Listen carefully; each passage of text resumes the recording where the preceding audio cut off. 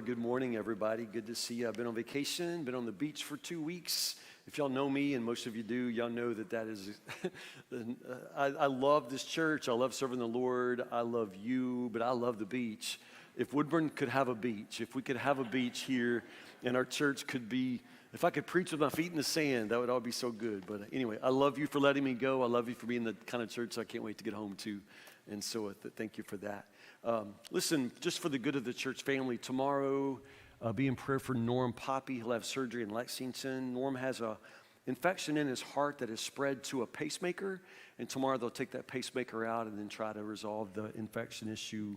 So pray for Norm. Kathy, his wife, will be with him there in Lexington. Jake and Dory Hunt have a new baby boy. He was born very early, and he's very small. So do pray for Jake and Dory. Pray for their baby boy. I don't think he was due until September, and so he's got a ways to go. But he has God's breath in his lungs, and he will be blessed. So pray for Jake and Dory as they get used to having their new baby boy. We dedicated Jason and Sarah Bales' baby girl in the previous service, so Waylon will have a girlfriend pretty soon. She's pretty.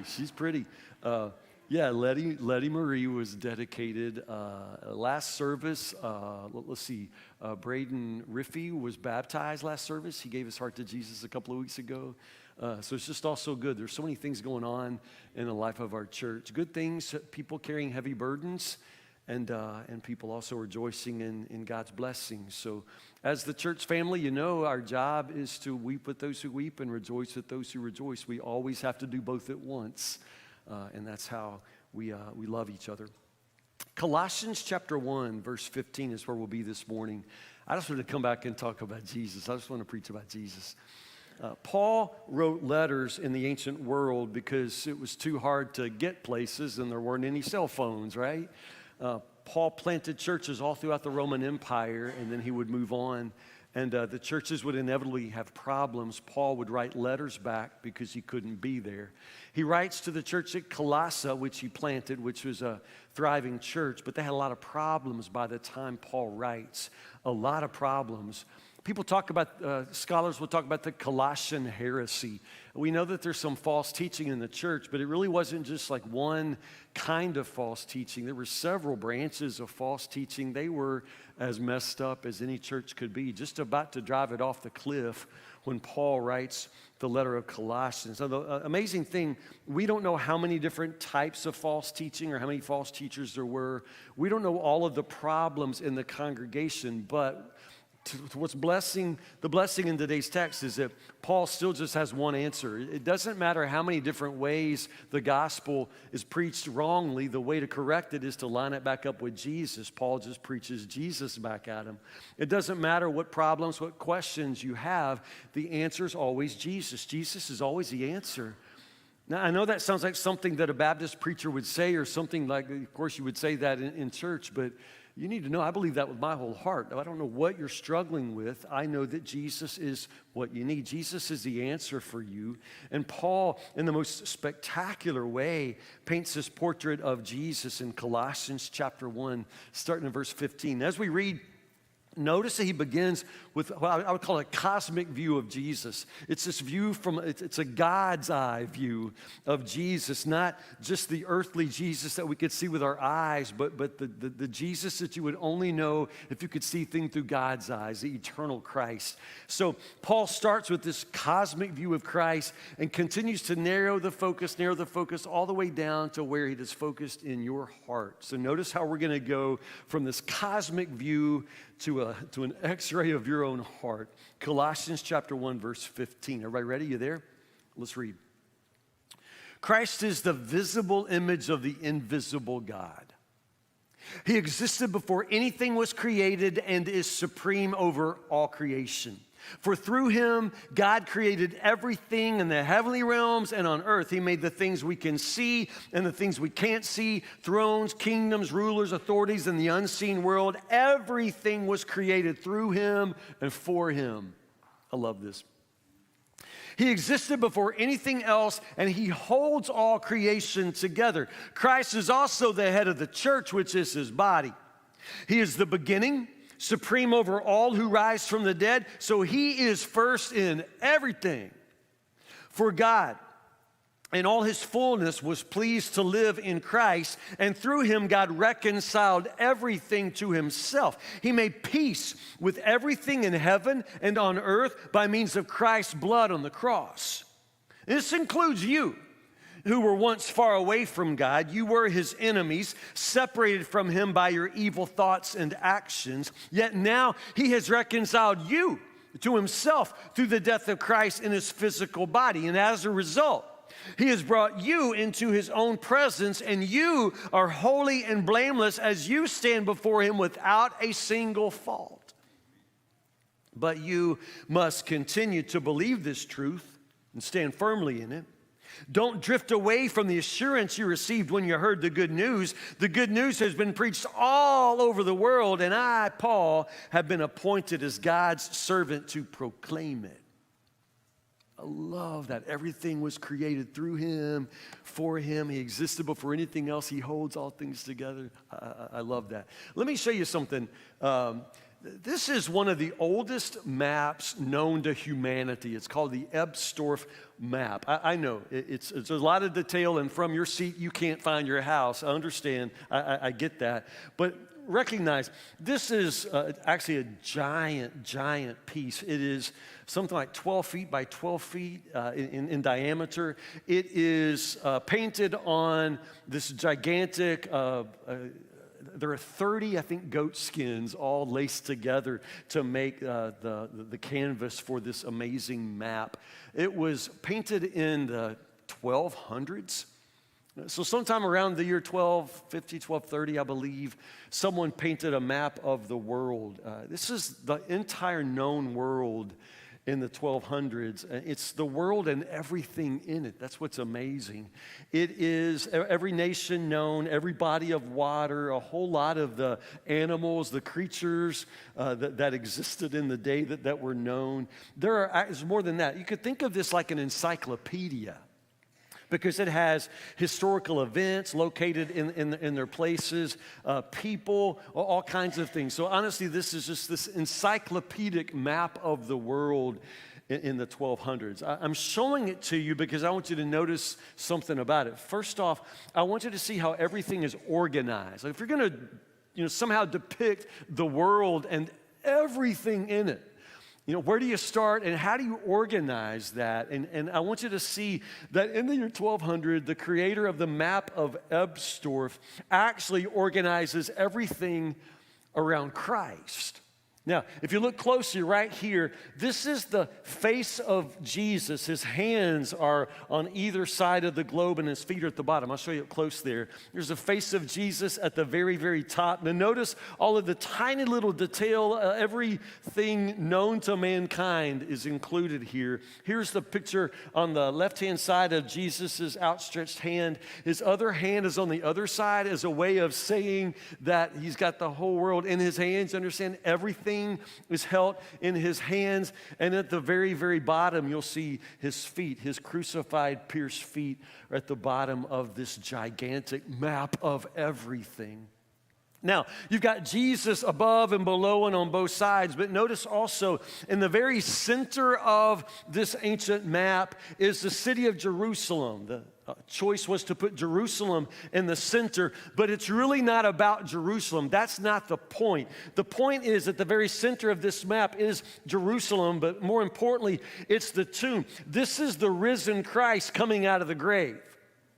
So what the maker of the map wants you to understand is that the world and everything in it finds its location somehow in relation to the risen Christ. That the risen Christ is the center of everything. That Jesus holds everything in his hands. So everything you can possibly know about the world and everything in it, it only makes sense when you somehow align it with Jesus himself. He's the center of everything. You see that? So it's more than just a map, but I share this with you because I want to ask you a question. And that's just simply, if we were to somehow draw out the map of your life, like your world and everything in your world, the map of your life, I'm asking you, what would be at the center of it? Your life. What's at the center? Now, obviously, the principle I'm trying to drive home here is that Jesus has to be the central priority of your life. Jesus has to be the priority in your life. He's got to be the main thing. You're in church. I know you're in church, and I know that probably not all of you, but most of you are believers. And of course, you know that Jesus is supposed to be everything in your life. He's supposed to be supreme over everything else, your highest priority, the ultimate center. You know that. But just because you know that doesn't make it true. And I would also go so far as to say that for some of you, while you may be in church and you come to church every Sunday and you call yourself a Christian and you say you love Jesus, there's some other priority that's taken over the central place in your life. I'm just not sure there are that many people at all, not even in our church, who would map their lives in such a way where you would have to say all the roads lead to Jesus. You know what I mean? Jesus has to be the central priority of your life. And notice how Paul draws this picture. Christ is the visible image of the invisible God. I love that. In other words, if all you think of when you think of Jesus is just the Jesus born in Bethlehem, you're on the right track, but there's so much more that you're missing. There's more. Jesus was born in Bethlehem. Yes, we say that Jesus, when he was in human form, was born in Bethlehem, but he didn't begin in Bethlehem. He was from all eternity with God in the beginning because he is God. Jesus is God in the flesh. That's why Paul begins by saying he's the visible image. Jesus is the God we can see. He's the visible image of the invisible God. Existed before anything was created, but everything that was created by him and through him and for him. You understand? It's this cosmic view of Jesus.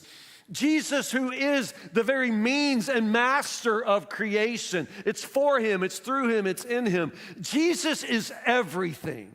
This is what Paul is saying. But notice how he begins to just wind this focus. It begins to narrow a bit. He's a maker of everything. He holds everything together. And he is the first in the church. He's the head of the church. He's supreme in the church. Can I just say, in case you've forgotten, he's the head of this church. Now, when Paul says head of the church, obviously he means like universal church, the church in all places, in all times, the body of Christ, as it exists in glory. Jesus is supreme over that, but that includes us, this church, us sitting here today. Jesus is the head of this church. Understand that. I don't run this church. If you're new here or don't really know how things work, it doesn't work where I run this place. I don't run the church. The staff doesn't run the church. Our deacons don't even run the church. We do everything we can to see that Christ himself is head of this church. Any decision that is made, the decision should be made in terms of what does Christ want? What is he calling us to do? What is his will for us? How does it affect the gospel? It's all about Jesus. Everything is always about Jesus. And especially here at church. I just want you to know that. I want you to remember that. Now, last week, Jason Dunbar, he preached on fire. I love probably it was especially good because I was listening to it on the beach, So any of you could preach me on the beach, I'll be, amen, keep my feet in the sand. Jason did a great job. Jason talked about the sacrificial love and supernatural unity that God is calling us to. And obviously, we say supernatural unity because it's not going to be natural. We can't have unity apart from Jesus because Jesus is the only thing that brings us together. We don't have that much in common. Now, we're all kind of Southerners, but now I've talked to y'all in the hall. Some of y'all are a whole lot more Southern than the rest of us. I'm not saying like, you eating chitlins and got a, raccoon skinned in your trunk, but I wouldn't put it past any of you. Some of you got some country people. We don't have a whole lot in common, really. And if we want to try to find unity on our own, we could probably find more reasons to just walk away from each other, y'all. We have a lot of things that would divide us. I remember when I first came as pastor at Woodburn, which was, years ago now. I was young, and I wanted to please people, and I didn't like to say anything that I thought would hurt anybody's feelings. And so we're getting ready to have the first senior adult potluck. And so one of the ladies said, Pastor Tim, what do you eat? I said, I eat everything. And then I remembered I'm in the South, so I said, I eat everything but turnip greens. True story. I eat everything but turnip greens. And the lady said, you don't like turnip greens? I said, I don't like turnip greens. She said, oh, you'd like mine. Okay, y'all know where this goes? So she said, you'd like them the way I make them. And no, I wouldn't. I mean, now I'm old and as I tell this story, don't you dare bring me turnip greens. I'm not going to like them. And I know you think you make them different. No, you don't. Everybody makes them the same way. Apparently, you just mow your yard and sweep the sidewalk, and put that in a bowl because they're terrible. They're just, it's awful. They're awful. Who eats them? Yeah, go ahead. Y'all, don't bring me any. Don't. So this lady said, oh, Pastor Tim, you'd like mine. And I'm thinking, I would not. But I couldn't say that. I'm just like, well, that's interesting or whatever. Anyway, she said, I'll bring you some turnip greens. So anyway, potluck lunch came around on Friday. I had 4 bowls. 4 different ladies brought 4 different bowls of turnip greens, and they want me to, I have to sample everybody's. There's this amazing potluck full of food, and I got a plate full of turnip greens because 4 different women are going to watch me eat them to make sure I like theirs, I didn't like I didn't. It was hard. It was an awful moment. The Bible doesn't tell us a lot about what hell is like, but it tastes like turnip greens. I can promise you, dying and going to hell tastes just like turnip greens. I say all that. I know it sounds silly, but I'm just saying I can love you and not like your turnip greens. I mean, can we just finally begin to remember that there are lots and lots of ways in which we are different and we will be different. And there are issues that matter and things that don't matter. And I just want to remind you that as a body of Christ, man, the only thing that really matters here is Jesus. You've got a different story that you've lived, and I've got a different story that I've lived, but we all have a story of how Jesus changed our lives, and it is Jesus who enables us to live a story together. It's Jesus. Everything is about Jesus. This church is about Jesus. If we try to unite ourselves around anything else, it will fall apart.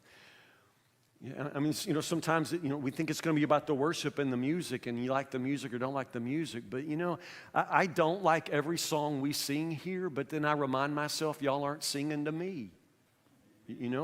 It's not about us. It's not about me or you. It's not about preferences or opinions. It's about Jesus. Everything always is about Jesus. And this is simply what Paul is saying. He is the head of the church. We are his body. He's the beginning, supreme over all who rise from the dead. Again, Paul is taking this cosmic view and bringing it down to a sharp focus. He's the Lord of the church, he says, and brings it all down to the point where he says he made peace with everything. God has made peace with everything in heaven and on earth because of Jesus' sacrifice on the cross. And then he goes there and he says, and this includes you. This includes you. All of this that Paul is talking about, this cosmic Christ, ruler of heaven and earth and everything that we can see and everything that we can't see. He's managed to bring peace. He's managed to bring everything together, and this includes you. It comes down to you. And as I said, it's not about you. Life isn't about you. None of us are the center of everything. It's Jesus. But at the same time, what Jesus is doing, it includes you. It brings you in. So, as I'm saying, Jesus has to be the central priority of your life. If we do the map of your life, all the roads have to lead to Jesus. Jesus has got to be everything to you. I know you got other priorities in your life, but every other priority takes a second seat. Everything else is readjusted, realigned, because your central priority is Jesus. Everything is about Jesus. This includes you, Paul says. And he goes on to say, you got to continue in this. You got to continue to believe this truth and stand firmly in it. See, this is what I'm saying. A lot of us would say, well, Pastor Tim, I've always believed that Jesus was everything. Always believed that Jesus was the ultimate priority. But can we just all admit to one another that what we know is not always the way we live? And can we not always just say that we're not good at putting first things first? We get things messed up all the time. We have competing priorities, and we're not always good at making sure that the most important priority takes the most important place. Paul says you got to continue to believe this truth. You got to stand firmly in it because you're going to drift. That's what Paul says. Don't drift away from the assurance you received when you heard the good news. I mean, that is the danger. You're going to drift. I mean, you start out with Jesus in the central place, but then life happens and things begin to compete, and pretty soon, Jesus is no longer at the very center of the map of your life. So if we were to draw the map of your life today and you were honest about it, what's going to be at the center? Whose face is at the top, you know? If we're honest, most of us, man, it's going to be my face at the top. You know, your face at the top. Our lives are about us. We're all about ourselves. Even though as believers, sometimes we try to say we're going to live for Jesus and going to live for other people. Man, most of it, we just live for ourselves. And COVID didn't help any of that. I know COVID, it's 2020 now, but we're not out of it. And our nation is not in a good place. And many of you are still not in a good place. You live with an anxiety. In all of my years of being a pastor, I've never dealt with so many people who come to me with anxiety, anxious issues. I'm with you. I've struggled with it. I get it. It is a difficult place that we're in.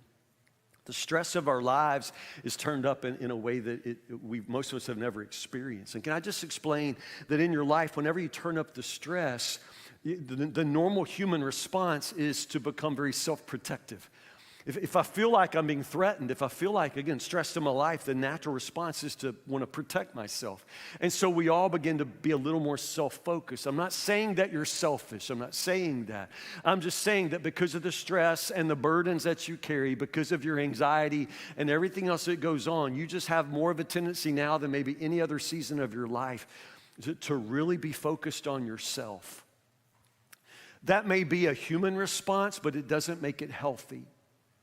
And you're going to have to realize that that's what you've done. And if you care anything about your spiritual life, you're going to have to move yourself out of the center and put Jesus back in the central place. You are not the center. Part of your anxiety is because you really want to be the center. You want to think of yourself as somebody in control, and you are not in control of this. Understand, Jesus holds the whole world in his hands. Let him have it. Let him have it.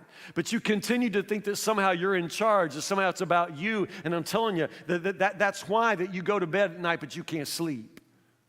It's kind of a big responsibility when you think of yourself as queen of the universe. And I'm telling you, you're not, and you don't have to be, but it's really hard to give that up. You got to put Jesus in the central place. But most of us, man, we put ourselves in the central place. Or if it's not really ourselves, I would say material things are probably the next most likely idol. The thing we put in the place of Jesus is just material things. It's our culture. It's everybody that you know. It's every channel on television, you know. Vacation, I watched HGTV, which I don't even have at my house. And now I hate my kitchen. You know what I mean? Know what I mean? But you know what? If I went home and if I let Joanna Gaines come in and redo my whole kitchen, in another month, everything I just did will be out of style, and I'd hate it again. Have to go to Hobby Lobby, get me one of those live, laugh, love signs, It's just the way we are. We can't be satisfied, and we somehow think that we'll be satisfied if we can just buy something else, or the nice house. We want the nice house. We want curb appeal or whatever else. It's about houses, or it's about nice clothes. Most of us really, really like nice clothes, and some of us are insane about it. So you have clothes in every closet in your house, and you live by yourself. You got so many pairs of shoes, you wouldn't think that there's a pair of shoes you don't have. But if you see some you don't have, you will have them. It's just how we are. Houses or clothes, just nice things, furniture,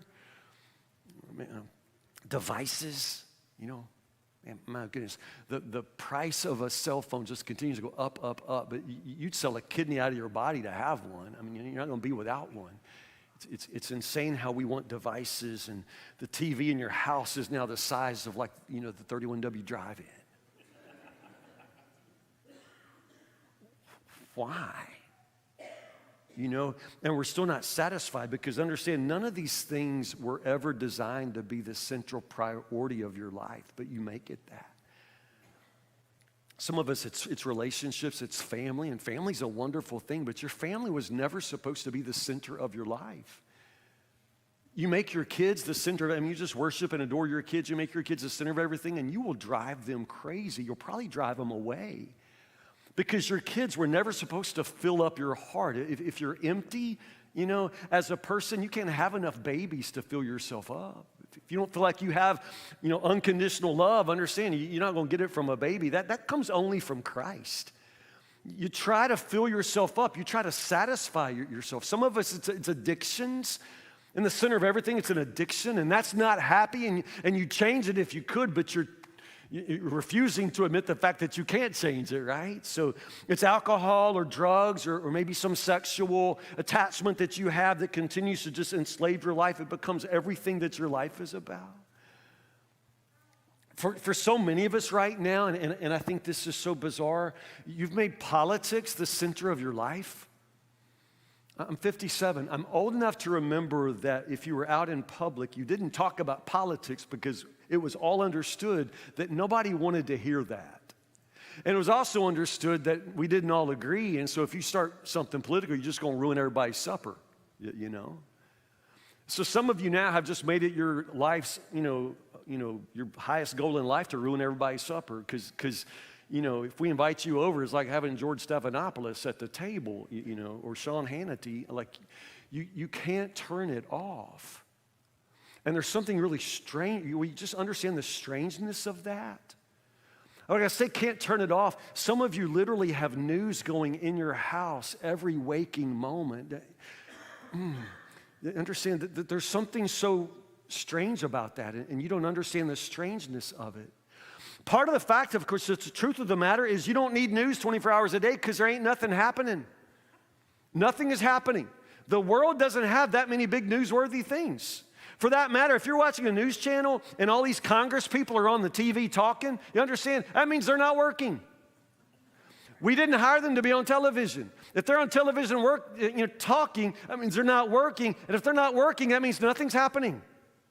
No laws are being made, no legislation. Nothing's happening if Nancy Pelosi's on TV, But you'll just sit right there and watch her, And that's part of it. They want you to think the world's burning down.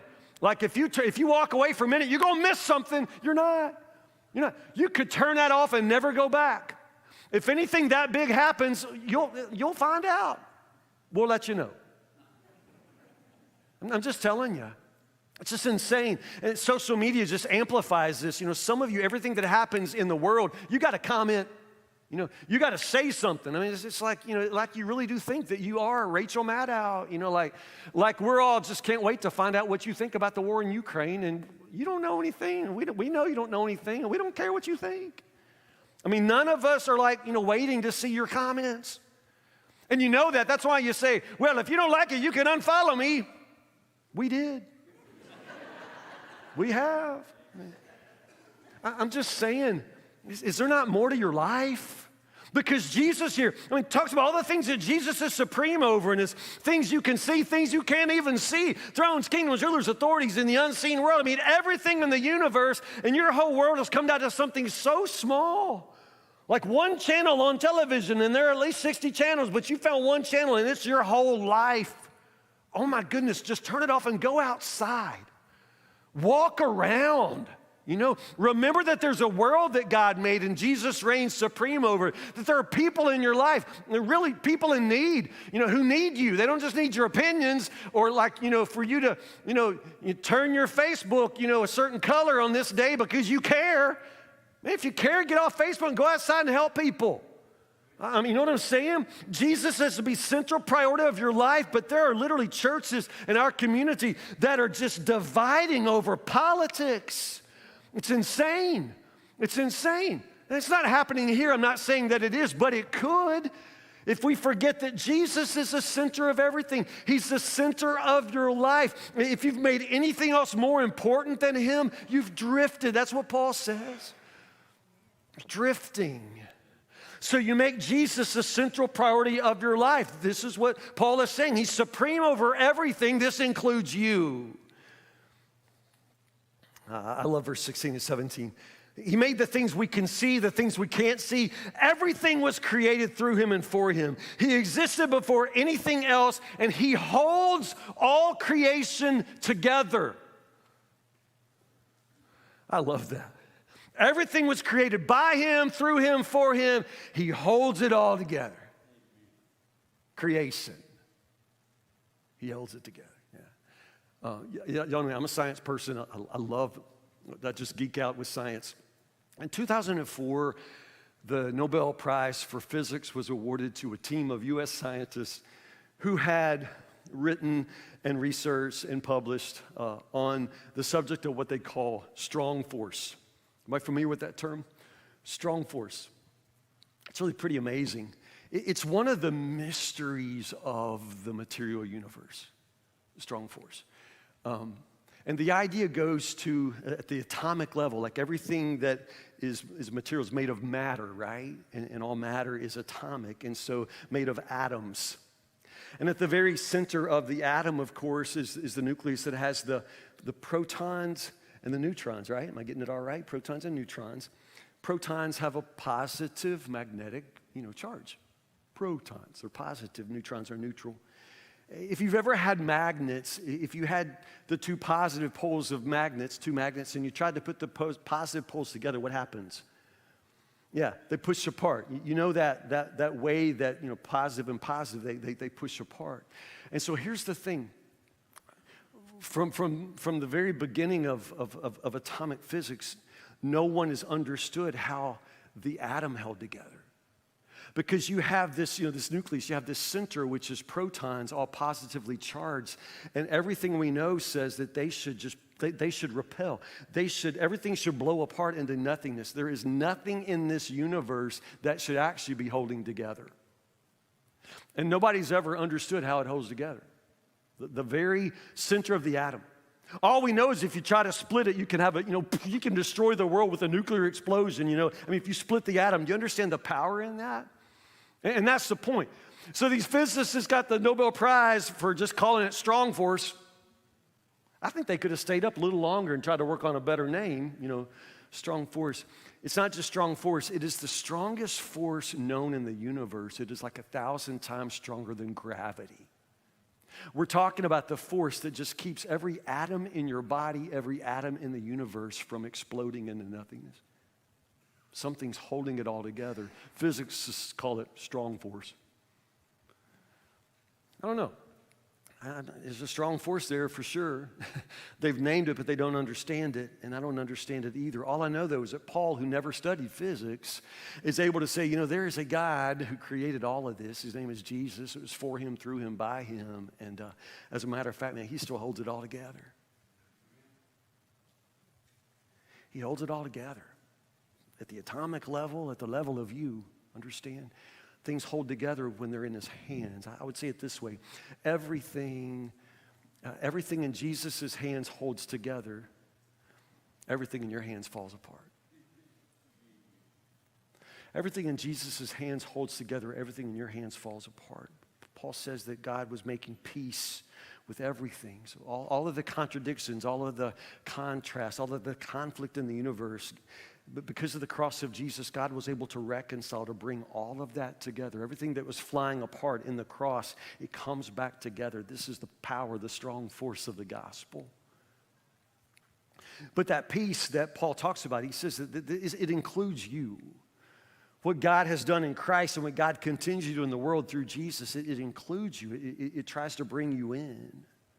You, Paul says, who were actually God's enemy.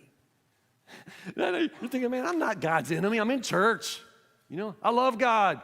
I've always loved God. My grandma loved Jesus. She read me Bible stories. I love God. Well, understand what Paul is saying here. You're God's enemy because of your sin, separated from him by your evil thoughts and actions.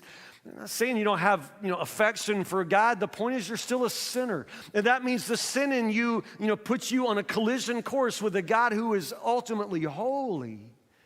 You can't be in his presence. You can't stand before him. Your sin continues to repel you from his presence. I'm telling you, you're his enemy. That's what the scripture says. No way to bring you together. It would take some sort of strong force here. And this is what Paul is saying. It's the strong force of the gospel. It's the sacrifice of Jesus, his death on the cross. This somehow includes you. It's not just some point in history, not just a Bible story that you heard in Sunday school. We're talking about something that includes you. Something that reaches from the very cosmic, eternity with God down to the very soul of your heart, the center of your heart. This includes you. So in other words, this peace that God has created, the way he brings everything together through Jesus, that's supposed to include you too. You're supposed to have that peace. But a lot of us don't. A lot of us don't. I'm seeing everything in your hands falls apart. And